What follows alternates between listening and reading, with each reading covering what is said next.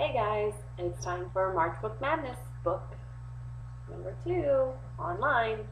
I hope everyone was able to enjoy the weather today. It's kind of nice out, mixed with a little bit of rain here and there, but overall very nice. So our next book is called The Rough-Faced Girl, which is part of the Cinderella series. This is one of my favorite books, and usually in May sometime, we usually do a unit over the Cinderella stories and look at and listen to different books about Cinderella. So here is The Rough-Faced Girl. Once, long ago, there was a village by the shores of Lake Ontario.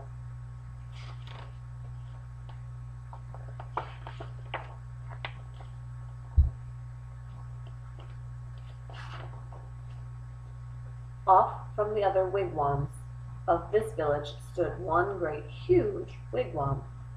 Painted on its sides were pictures of the sun, moon, stars, plants, trees, and animals. And inside this wigwam there was said to live a very great, rich, powerful, and supposedly handsome, invisible being. However, no one could see him except his sister, who lived there too. Many women wanted to marry this invisible being, but his sister said only the one who can see him can marry him.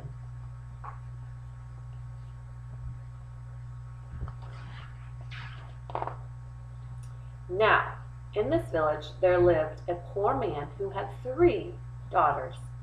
The 2 older daughters were cruel and hard-hearted, and they made their youngest sister sit by the fire and feed the flames.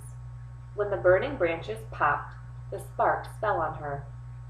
In time, her hands became burnt and scarred. Her arms, too, became rough and scarred. Even her face was marked by the fire, and her beautiful long black hair hung ragged and charred. And those 2 older sisters just laughed at her, saying, "Ha! You're ugly. You're the rough-faced girl." And they made her very lonely and miserable indeed.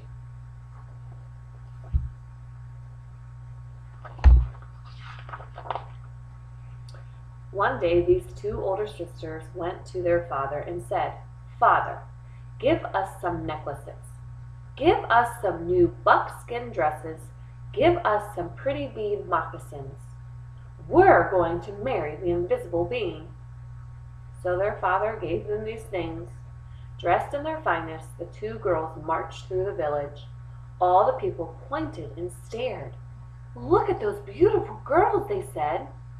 "Surely they shall marry the invisible being." And if those 2 girls were proud and hard-hearted before, they were even now prouder. They walked hotly through the village. At last they came to the wigwam of the invisible being, and there was his sister waiting.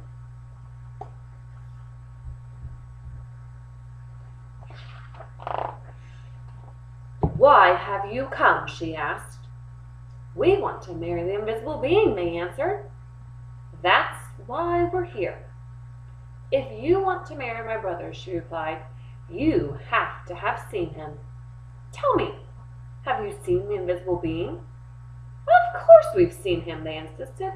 "Can't you see how pretty we are? Can't you see the beautiful clothes we wear?" "Oh, yes, anyone can tell that we've truly seen the invisible being." "All right," she said quietly. "If you think you've seen him, then tell me, what's his bow made of?" And suddenly her voice was swift as lightning and strong as thunder.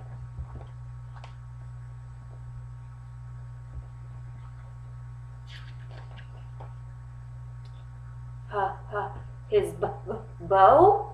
they stammered in surprise. "His, bow? We know! We know!" But turning desperately to one another, they whispered, "What shall we say?" "Let's say it's the oak tree," So they said, "It's the great oak tree." "No," said the sister of the invisible being. "No." Oh, she saw at once how they had lied. "Tell me," she continued, "if you think you've seen my brother, the invisible being, then what's the runner of his sled made of?" We know," cried his two sisters. But whispering feverishly again, they wondered, "What shall we say? What shall we say?" "Let's say it's the green willow branch." "No," said the sister when she heard. "No, you have not seen my brother. Now go home." "Just test us fairly," they exclaimed. "We've seen him. Just don't ask us all of these silly questions."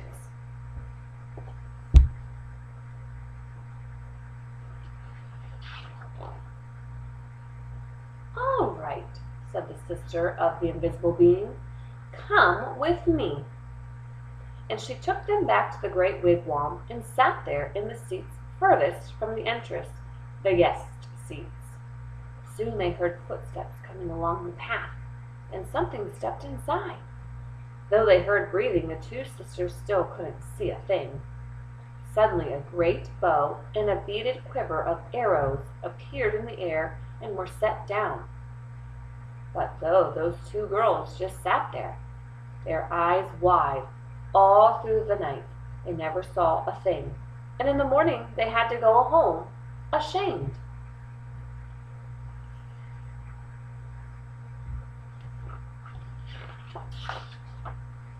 The next day the rough-faced girl went to her father and said, "Father, may I please have some beads? May I please have a new buckskin dress and some pretty moccasins? I am going to marry the invisible being, for wherever I look I see his face." But her father sighed. "Daughter," he said, "I'm sorry. I have no beads left for you, only some little broken shells. I have no buckskin dress, and as for the moccasins, all I have are my old, worn, cracked, and stretched out pair from last year, and they're going to be much too big." But she said, "Whatever you can spare, I can use."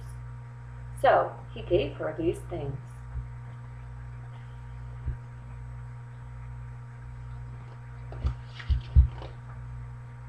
Then she found dried reeds, and, taking the little broken shells, she strung a necklace. She stripped birch bark from the dead trees and made a cap, a dress, and leggings. Then, with a sharp piece of bone, she carved in the bark a picture of the sun, moon, stars, plants, trees, and animals. She went down to the lake shore and soaked the moccasins in the water until they grew soft. Then she molded them to her feet. But they were too big and still flapped like ducks' feet as she walked. Then all of the people came out of their wigwams. They pointed and stared. "Look at that ugly girl," they laughed. "Look at her strange clothes. Hey, hey, hey, go home, you ugly girl. You'll never marry the invisible being." But the rough-faced girl had faith in herself, and she had courage. She didn't turn back. She just kept walking right through the village.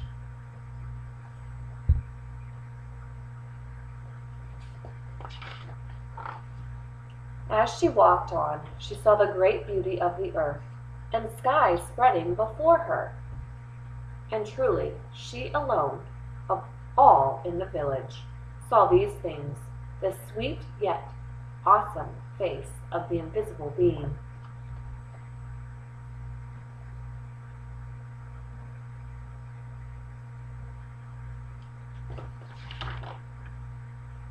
At last she came to the lake shore just as the sun was sinking behind the hills, and the many stars came glittering out like a frail veil in the darkening sky overhead.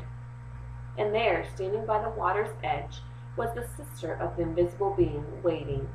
Now, the sister of the invisible being was a wise woman. When she looked at you, she didn't see just your face or your hair or your clothes. No. When she looked at you, she would look you right in the eyes, and she could see all the way down to your heart. And she could tell if you had a good, kind heart or a cold, hard, and cruel one. And when she looked at the rough-faced girl, she saw at once that, though her skin was scarred, her hair burnt, her clothes were strange, she had a beautiful, kind heart. And so she welcomed her dearly, saying, "Ah, my sister, why have you come?" And the rough-faced girl replied, "I have come to marry the invisible being."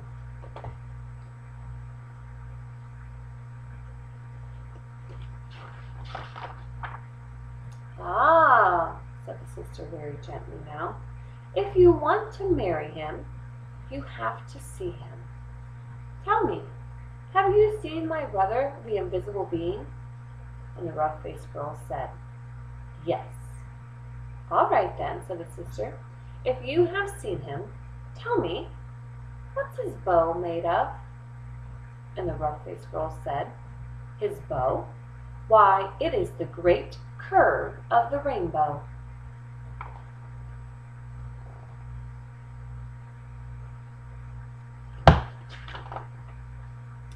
"Ah," exclaimed the sister in excitement.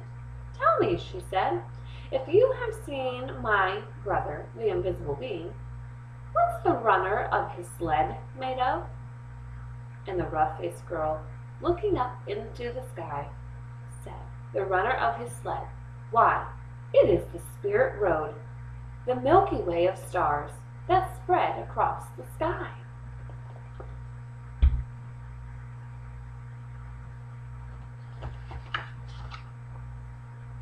"Ah," cried the sister in wonder and delight, "you have seen him.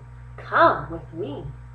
And taking the rough-faced girl by the hand, she led her back to the great wigwam and sat her in the seat next to the entrance, the wife's seat.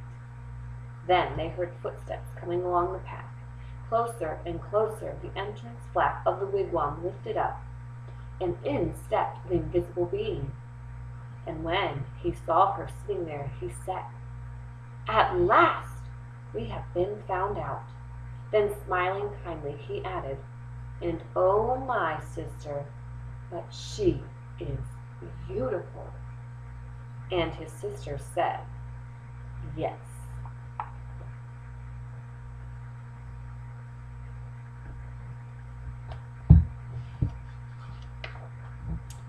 The sister of the invisible being then gave the rough-faced girl the finest of buckskin robes and the necklace of perfect shells. "Now bathe in the lake," she said, "and dress in these." So the rough-faced girl bathed in the waters of the lake. Suddenly all the scars vanished from her body. Her skin grew smooth again, and her beautiful black hair grew in long and glossy as a raven's wing. Now everyone could see that she was indeed beautiful. But the invisible being and his sister had seen that from the start.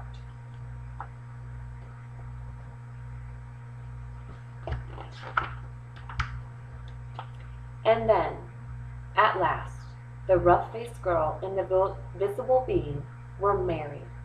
They lived together in great gladness and were never parted.